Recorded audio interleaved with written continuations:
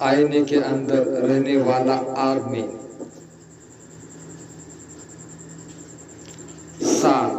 1995 मध्य प्रदेश के एक छोटे कस्बे में एक पुरानी हवेली थी जिसे लोग काली हवेली कहते थे।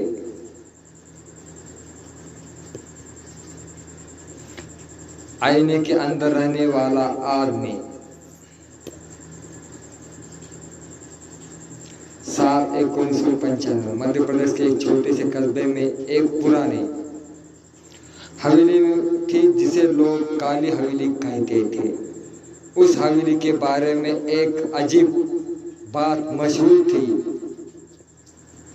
कहा जाता था कि हवेली के तीसरे माले के आखिरी कमरे में लगा आईना कभी नहीं हटाया जा सकता।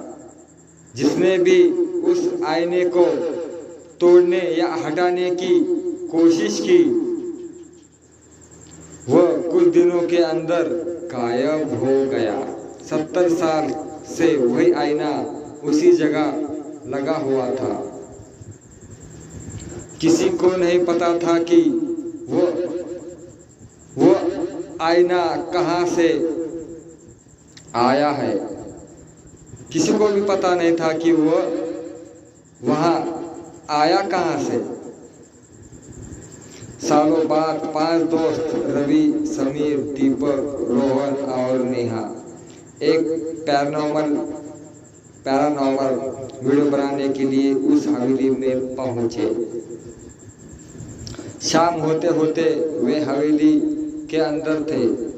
धूल मकड़ी के जाले और सन्नाटा पूरा माहौल बेचैन करने वाला था।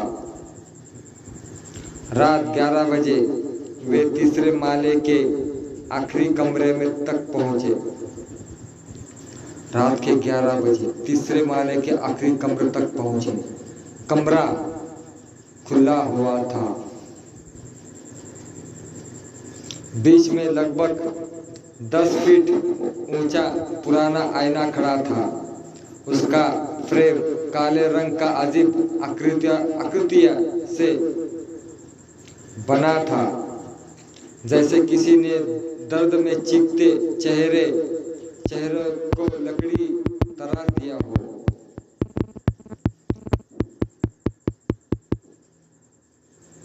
जैसे ही रवि ने टॉर्च की रोशनी आईने पर डाली सभी सन्न रह गए।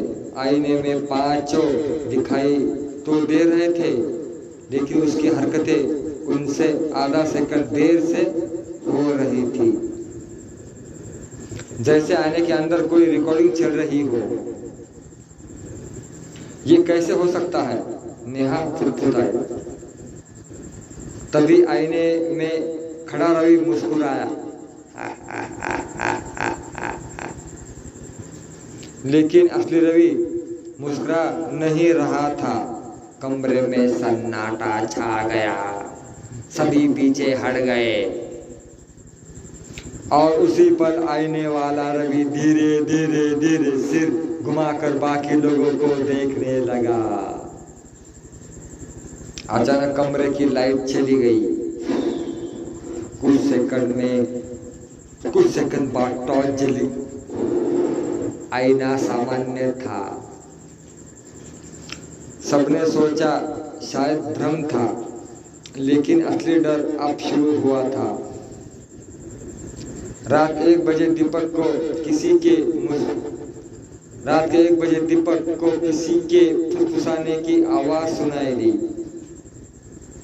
इधर देखो, आवाज आईने की तरफ से आ रही थी। जब उसने उधर देखा तो उसका प्रतिबिंब गायब था। आईने में बाकी 4 लोग थे, लेकिन दीपक नहीं था। कुछ सेकंड बाद उसका प्रतिबिंब वापस आया, लेकिन अब वह मुस्कुरा रहा था, जबकि दीपक का चेहरा डरा हुआ था। अगली सुबह दीपक गायब था। उसका कैमरा कमरे में पड़ा मिला। वीडियो देखने पर सबके हाथ कांपने लगे। विडो में साफ दिख रहा था कि रात के 3 बजे। दीपक आईने के सामने खड़ा था। फिर आईने के अंदर वाला दीपक बाहर निकल आया और असली दीपक को खींचकर आईने के अंदर ले गया। विडो वही बंद हो गई। अब 4 लोग बचे थे। वो तुरंत हवेली छोड़ना चाहते थे, लेकिन मुख्य दरवाजा नहीं खुल रहा था। खिड़कियां भी बंद थी, जैसे पूरी हवेली उन्हें बाहर नहीं जाने देना चाहती थी। उस रात समीर ने आईने में एक और चीज देखी। आईने के अंदर वही कमरा दिखाई दे रहा था, लेकिन उसमें सैकड़ों लोग खड़े थे। सभी मत के लिए हाथ हिला रहे थे। उनमें दीपक भी था। उसके चेहरे पर खून लगा हुआ था। वह बार बार चिल्ला रहा था, इसे मत देखने देना, इसे मत देखने देना। किसे समीर चीखा। तभी दीपक के पीछे कुछ हिला। एक बहुत लंबा आदमी, लगभग 12 फीट ऊंचा। उसकी बाहें जमीन तक लटक रही थी। चेहरा पूरी तरह काला था और आंखें की जगह 2 सफेद गोल धब्बे। वो चीज धीरे धीरे धीरे आईने के अंदर आगे बढ़ी। फिर उसने गर्दन घुमाई और सीधा समीर को देखने लगा। उसी क्षण आईने में दरार पड़ गई। समीर चीखा, बचा। कमरे की दीवारें से खून रिसने लगा और हर तरफ किसी के दौड़ने की आवाज आने लगी। धड़म धड़म धड़म। रात खत्म होने से पहले समीर भी गायब हो गया। अब सिर्फ रवि, रोहन और नेहा बचे थे। उन्होंने हवेली के पुराने दस्तावेज खोजना शुरू किए। पुराने दस्तावेज ढूंढ रहे थे। तहखाने में उन्हें 1931 का एक डायरी मिली। तहखाने में उनको 1931 की एक डायरी मिली। उसमें लिखा था, आईना एक दरवाजा है। आईना एक दरवाजा है, उसके पीछे एक दूसरी दुनिया है। वहां रहने वाली चीज इंसानों की जगह लेती है। हर कुछ साल बाद उसे नए चेहरे चाहिए। डायरी के आखिरी पन्ने पर सिर्फ एक चेतावनी थी, अगर वो आईने से बाहर आ गया तो पूरा शहर उसका हो जाएगा। अगर वो आईने के बाहर आ गया तो पूरा शहर उसका हो जाएगा। उसी रात रोहन ने देखा कि वो प्रतिबिंब उसके साथ नहीं चल रहा था। उसका प्रतिबिंब उसके साथ नहीं चल रहा था।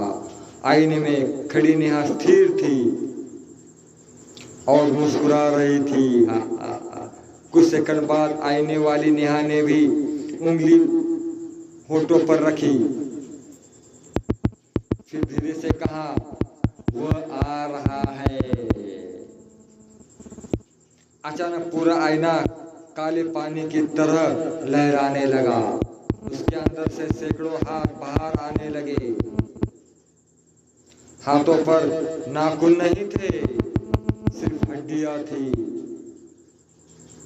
नेहा को वो हाथ पकड़कर अंदर खींच ले गए। उसकी चीख पूरे कमरे में गूंजती रही, लेकिन कुछ सेकंड के बाद सब शांत हो गया।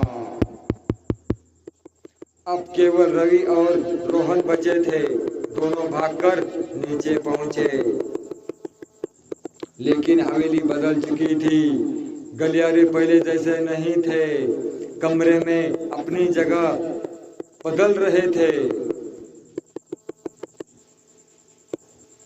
कमरे भी अपनी जगह बदल रहे थे, सीढ़ियां खत्म हो रही थी, जैसे पूरी इमारत जीवित हो। तभी ऊपर से किसी भारी चीज की चलने की आवाज आई, धम धम धम। दोनों ने ऊपर देखा, वह लंबा काला आदमी अब आईने के अंदर नहीं था, वह बाहर आ चुका था। उसकी ऊंचाई छत को छू रही थी, चेहरा अभी भी पूरी तरह काला था, लेकिन अब उसकी मुस्कान दिखाई दे रही थी। एक ऐसी मुस्कान जो इंसान की नहीं हो सकती, जो ऐसी मुस्कान थी जो इंसान की नहीं हो सकती।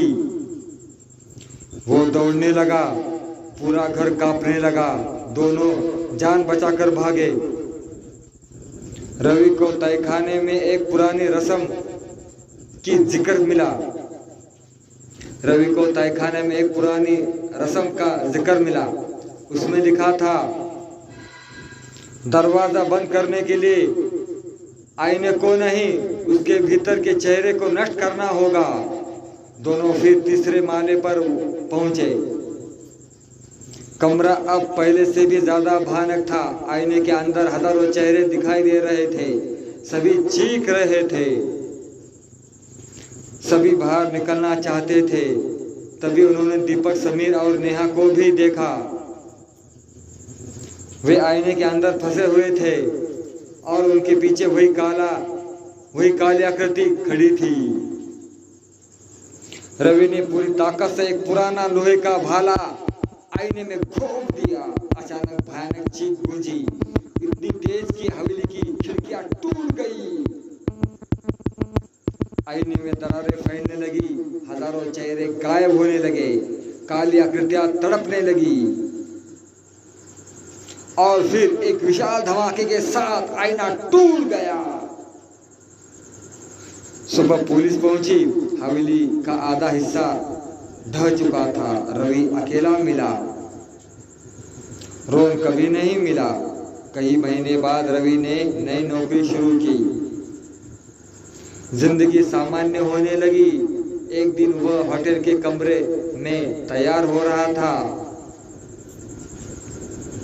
सामने एक छोटा सा आईना था।